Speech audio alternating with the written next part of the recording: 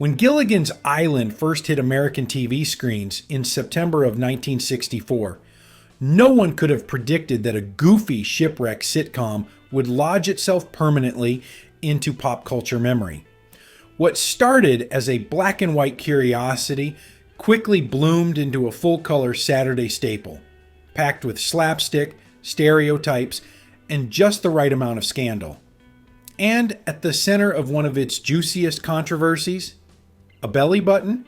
Yes, a single glimpse of Mary Ann's bare midriff nearly capsized CBS's censorship boat and turned actress Dawn Wells into the teenage fantasy of an entire generation.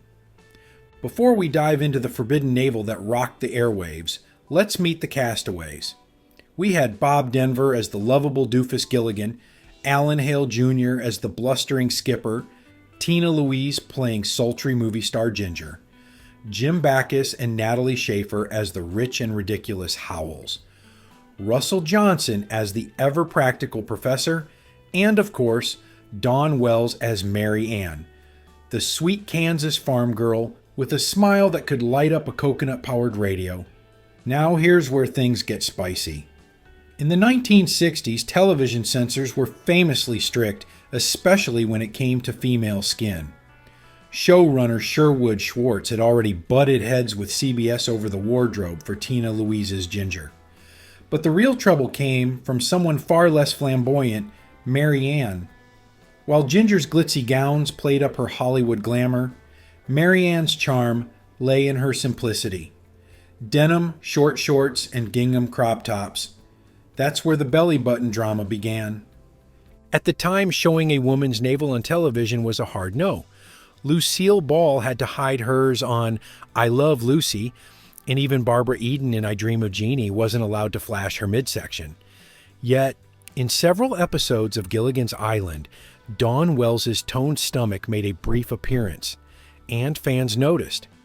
According to IMDb trivia and behind-the-scenes interviews, the CBS censors were constantly at odds with the production team about how much of Mary Ann's stomach was too much.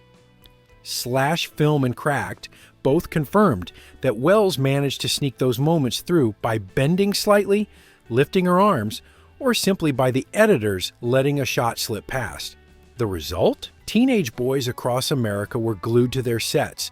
Dawn Wells later joked that she had to fight harder for screen time than for wardrobe freedom. But it's clear that Mary Ann's belly button became an iconic and unintentionally rebellious symbol.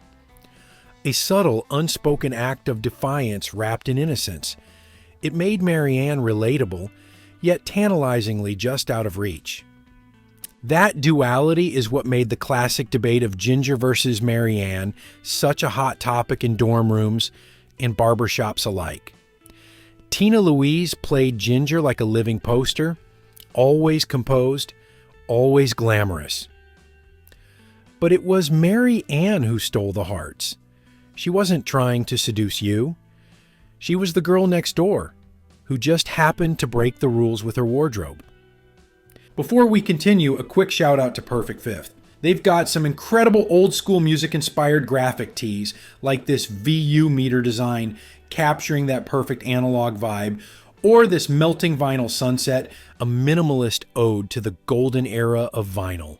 And this Star Strings and Stripes, a rock and roll twist that's perfect for the Patriots. And for Golden Throwback viewers, they're giving you an exclusive 20% off with the code THROWBACK20. Check out the link in the description. Now, back to the video.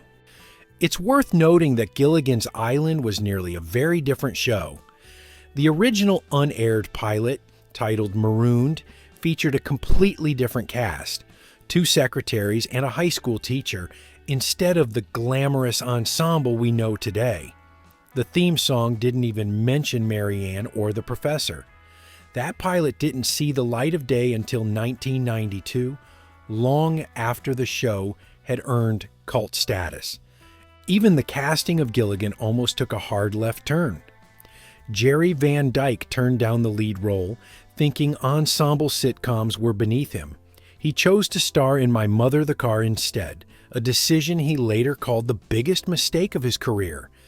Can you imagine anyone but Bob Denver in that floppy hat? The show's creator, Sherwood Schwartz, originally wanted a real bombshell to play Ginger, like Jane Mansfield, who declined for fear of being typecast. Carol O'Connor also auditioned to play the skipper, but was passed over. And in what might be the wildest near miss, Raquel Welch auditioned for Mary Ann. While stunning, she didn't exactly radiate farm girl innocence. Dawn Wells was the perfect fit, and her iconic look was partly her own doing. She brought her own clothes to the set and helped craft Mary Ann's down-home wardrobe. As for the ship itself, the SS Minnow, it was actually a dig at Newton Minnow, the FCC chairman who once called television a vast wasteland.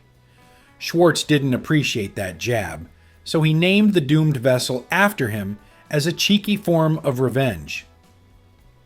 Behind the scenes, Gilligan's Island was a mix of chaos and comedy. The pilot was filmed in Hawaii in November 1963, and the crew learned of JFK's assassination on the final day of shooting. That somber moment even made its way on screen. In the opening credits, the American flag can be seen flying at half-mast. Fans often forget that Tina Louise once pulled double duty in an episode called All About Ava, playing both Ginger and a nerdy lookalike named Ava Grubb. It was such a transformation that she had to receive separate credit per union rules. Tina loved the role, but fans hated Ava so much that the character was never seen again. After Gilligan's Island ended, Sherwood Schwartz tried to recapture lightning in a bottle with Dusty's Trail, a Western-themed clone of the original show. Bob Denver returned, this time in a wagon train, but the magic was gone. The series flopped after one season, and all we got was a stitched-together movie called The Wackiest Wagon Train in the West. Still, none of that could tarnish the legacy of Gilligan's Island. The characters became archetypes, the theme song unforgettable, and for countless baby boomers, Mary Ann was their first TV crush. That innocent midriff peak didn't just challenge the censors, it helped solidify her place as a pop culture icon. So the next time you hear someone ask, Ginger or Mary Ann, remember, only one of them broke the rules without even trying. Now it's time to hear from you. Which of the castaways was your favorite? And did you ever notice Mary Ann's rebellious wardrobe before anyone else pointed it out? Let's talk island gossip in the comments.